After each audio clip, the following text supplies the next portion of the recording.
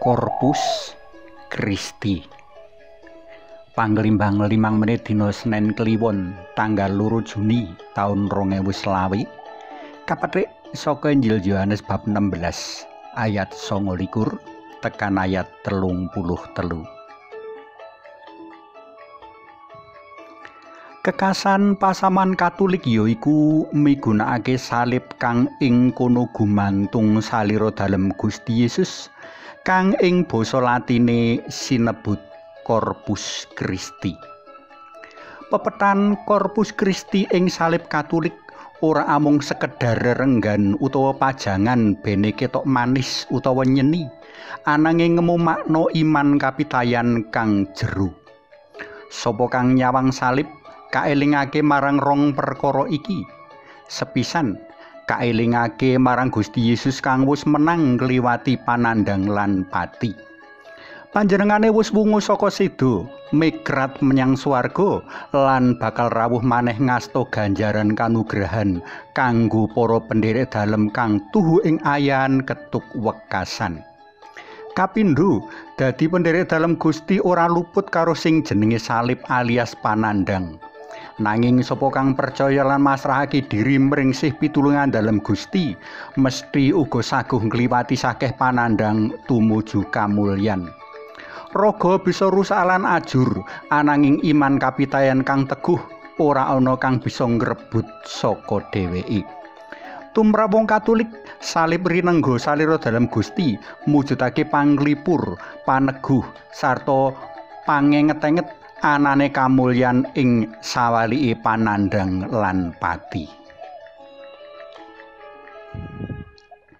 Gusti Yesus sing waosan dina iki nilar 3 piwulang lan piweling kang banget wigati. Sepisan wecan dalem Gusti bab para pendhereke bakal bubar mawut wiwit kaleksanan.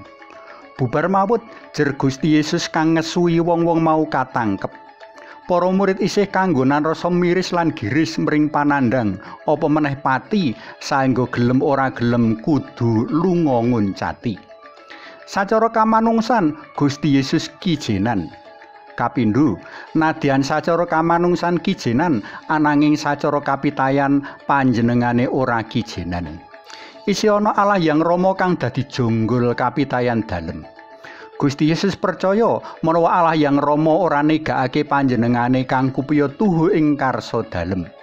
Gusti Yesus yakin menawa kabeh panandhang lan kasangsaran kang kaadepi pancen mujudake dalan utawa cara kanggo nyelametake manungsa.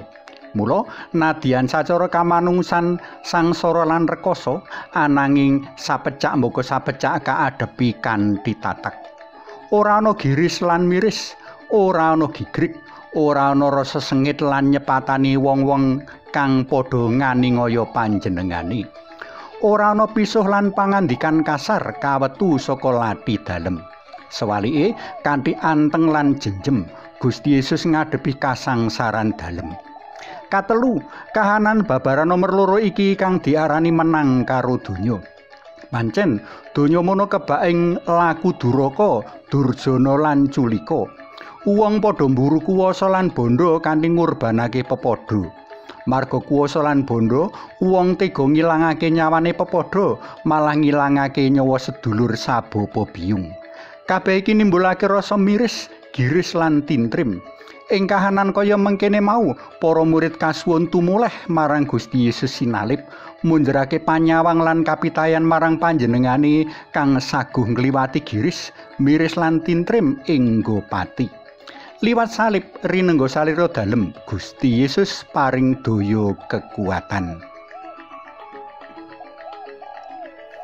Para tresna pelem kinasih, wis garising pesthi menawa para pendherek dalem Gusti kudu ngadepi rekasaning urip dening maneka warna panandhang minangka konsekuensi ngetut dalan sayekti.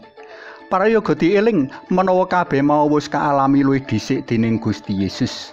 Kanthi tresna asih kang makantar-kantar, panjenengane nyrantu kita ngliwati lawanging samsara tumuju mulya. Suwawi sami munjuk, kunjung asma dalem Yang Rama Sang Yang Putra Tuwin Yang Roh Suci. Amin. Gusti Yesus, kawula munjuk sembah nuwun awit sabda paneguh paduka ing dinten menika. Mugi linurna Yang Rama Yang Putra Tuwin Yang Roh Suci kados buka sakmenika sareng salami-laminipun. Amin. Kunjung asma dalem Yang Rama, so Yang Putra Tuwin Yang Roh Suci. Amin.